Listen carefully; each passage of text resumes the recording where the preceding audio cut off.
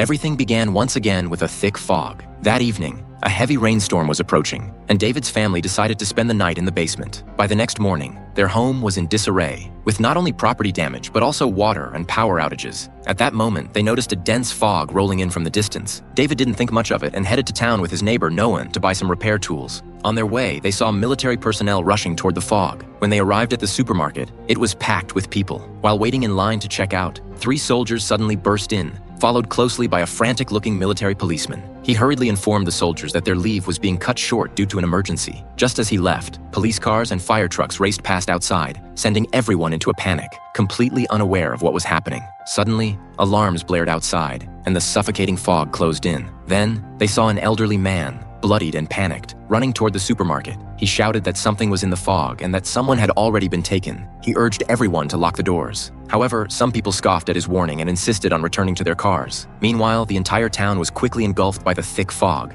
and those who had ventured outside began to scream in terror. The sound of their screams sent everyone into a frenzy. Soon, someone speculated that the fog must be heavily polluted, a theory that gained wide acceptance among the crowd. Just as panic set in, the supermarket began to shake violently, as if an earthquake were occurring. But thankfully, it only lasted a moment. The store manager advised everyone to stay inside, as it was too dangerous to go outside. The crowd gradually quieted and began to find places to rest. Allie, overwhelmed by fear, started to run a low fever. David went to the storage room to find a blanket for her. As he entered, he turned off a generator that was emitting a foul odor. While he was searching for the blanket, he noticed something banging against the storage room door. When he looked, he saw the door twisting unnaturally. Panic-stricken, David ran outside just as a few people came in to check on the generator. After confirming that the exhaust vent was blocked, a young employee prepared to go outside to clear it. Knowing it was dangerous, David immediately rushed out to stop him. But apart from a bespectacled chubby guy, the others ignored David's warning and instead mocked him for being a coward. Just then, the storage room door opened halfway, and the young employee, seeing nothing unusual,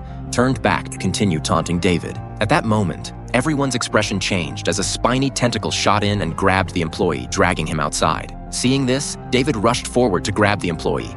But one person alone wasn't enough. He shouted for help, but the 2 who had just mocked him were now paralyzed with fear and wouldn't come to assist. At that moment, the bespectacled chubby guy charged toward David, trying to help pull the employee back. However, it was futile. More tentacles reached in, and despite their efforts, the young employee was dragged away into the abyss of the fog.